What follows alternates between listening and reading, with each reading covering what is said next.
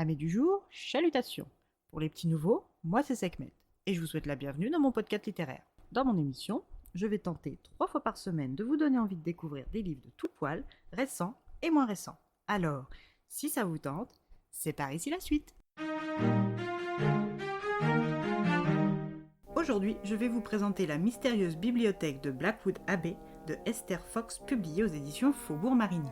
Dans ce roman, nous allons partir pour Londres en 1927, où nous allons y faire la rencontre de mademoiselle Ivy Radcliffe.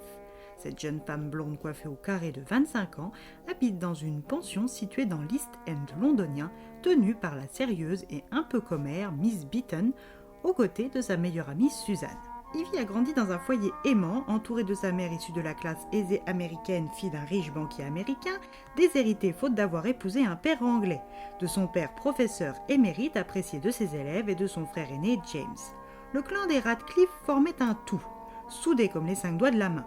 Ils ne roulaient pas sur l'or, mais vivaient confortablement dans leur logement de Cambridge jusqu'au renvoi de son père.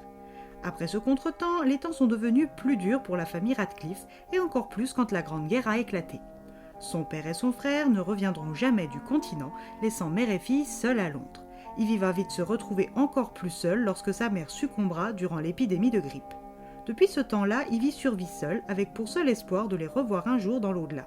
En ce matin pluvieux, Ivy est dehors et arpente les trottoirs humides de la ville alors qu'elle préférerait nettement être pelotonnée dans un plaid en train de lire un bon roman, car elle a reçu une missive de la part d'un certain maître Cecil Duncan, notaire et exécuteur testamentaire de la famille Haworth, lui demandant de se présenter à son bureau.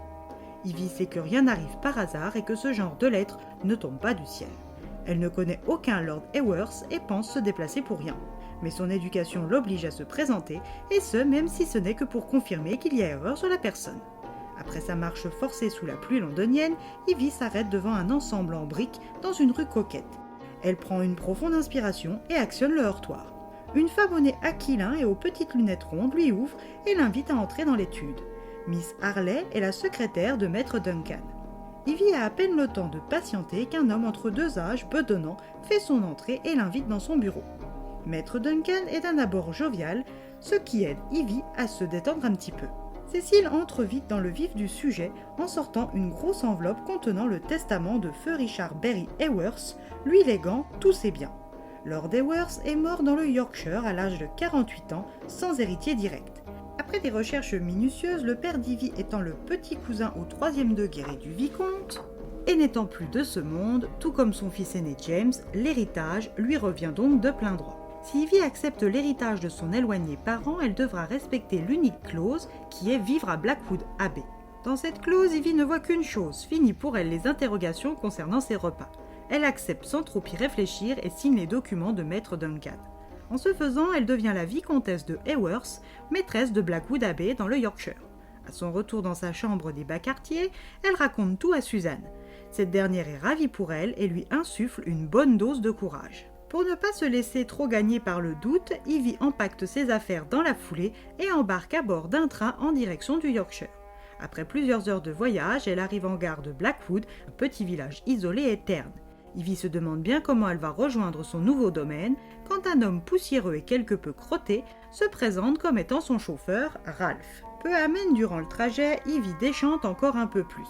Arrivée devant Blackwood Abbey, Ivy ne peut être qu'impressionnée par l'imposante façade, avec ses marches en marbre, ses cheminées qui s'étirent vers le ciel brumeux, ses remparts et ses créneaux, faisant de l'édifice une véritable abbaye gothique.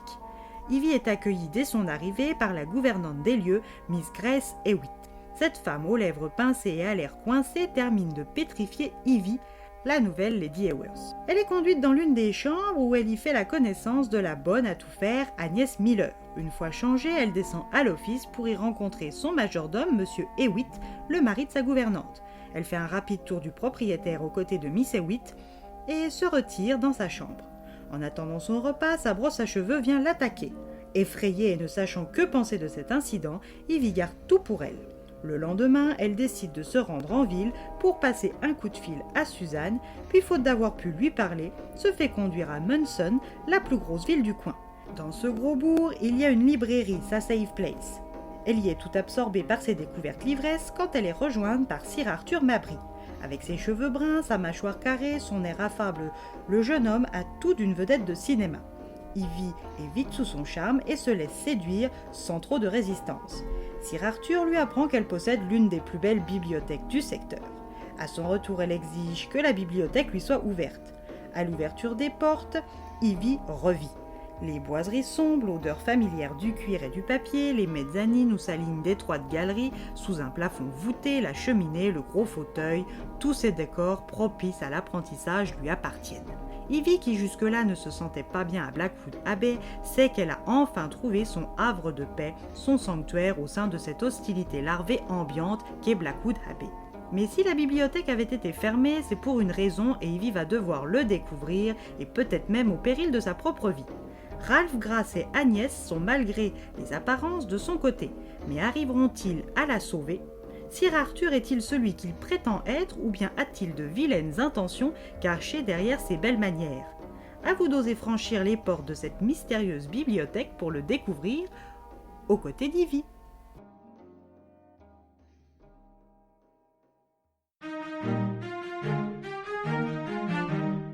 Une lecture qui met du temps à se mettre en place et qui, à mon goût, manque de rythme. Une petite déception pour ce titre dont la 4e m'avait beaucoup teasé à la lecture. Et bien voilà, j'en ai fini pour aujourd'hui. J'espère que cet épisode vous aura plu et vous aura donné des nouvelles idées de lecture. Si vous souhaitez découvrir d'autres petits bonbons littéraires tout droit sortis de ma bibliothèque, je vous retrouve le mardi 8 octobre prochain pour un nouvel épisode. Et si d'ici là je vous manque de trop, n'hésitez pas à me rejoindre sur mon compte Instagram @leslecturesdeSekhmet. Sur ce, chalut les amis et à la prochaine!